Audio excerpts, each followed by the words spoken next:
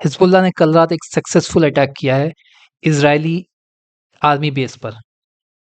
Israel में Haifa शहर के अंदर गुलानी ब्रिगेड बेस मौजूद है, जिसे हिजबुल्लाह ने कल रात निशाना बनाया।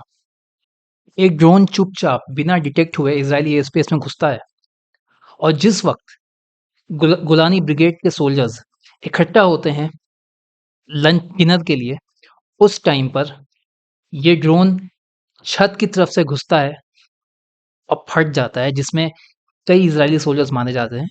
अगर हम इजरायली सोर्सेज की सुने तो 4 सोल्जर्स मरे हैं और तकरीबन 60 को इंजरी हुई है। लेकिन लोकल सोर्सेज की अगर हम बात सुने तो वो कहते हैं कि नहीं, नंबर इससे ज़्यादा है। अगर ज़्यादा नहीं है तो ज़्यादा हो जाएगा, कि इसमें काफ़ी लोग जो इंजर्ड हैं वो क्रिटिकली इंजर्ड है। लेकिन हिजबुल्लाह इस बार ऐसा कैसे कर पाया?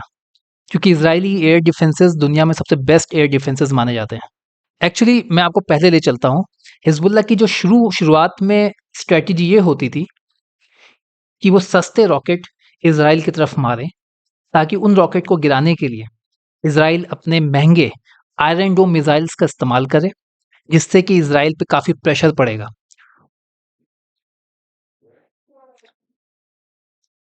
एक आयरन डोम मिसाइल कम से कम $1 मिलियन का होता है। अगर आप हाई क्वांटिटी में उसे मैन्युफैक्चर करेंगे तो $50,000 का पड़ेगा, जो खुद बहुत एक्सपेंसिव है। उसके बदले में जो सस्ते रॉकेट हिजबुल्लाह लॉन्च करता है वो $1000 से। ये स्ट्रैटेजी समझ चुका था,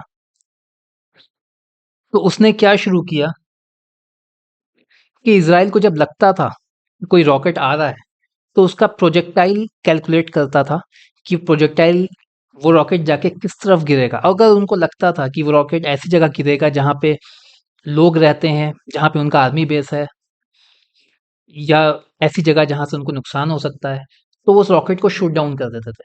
और उनको लगता था अगर ये रॉकेट किसी ऐसी जगह गिर रहा है, जैसे पहाड़ों पे गिर रहा है जहाँ कोई नहीं रहता, तो वो अपने महंगे आयरन डोम मिसाइल्स को फायर नहीं करते थे। तो हिजबुल्लाह इसके बाद एक काउंटर स्ट्रेटजी लेके आया। उन्होंने इस बार क्या किया, एक ड्रोन लॉन्च किया, सिंपल ड्रोन। लेकिन लॉन्च करते टाइम उसको एक रॉकेट की तरह लॉन्च किया।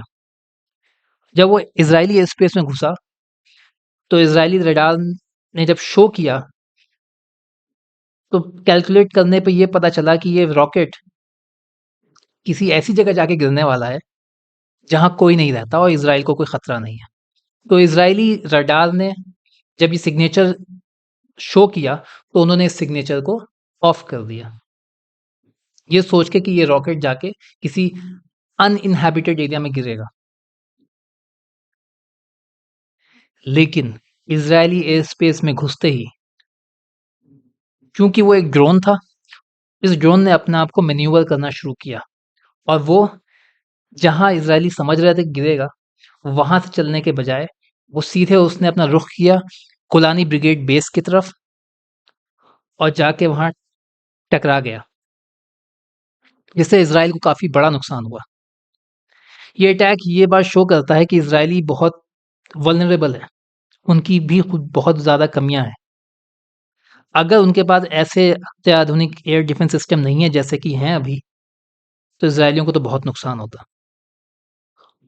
और उसी वक्त ये अटैक ये भी शो करता है कि हिजबुल्लाह की कैपेबिलिटीज़ अभी कम नहीं हुई हैं। स्पेशली जब लोग सोच रहे थे कि इनकी लीडरशिप को एक-एक करके इज़राइल ने असैसिनेट किया, तो इस टाइम वो पीछे हो चुके होंगे। ऐसा होता दिख नहीं रहा। इस तरह की और वीडियोज़ के लिए प्लीज़ हमारे चैनल को सब्सक्राइब करिए।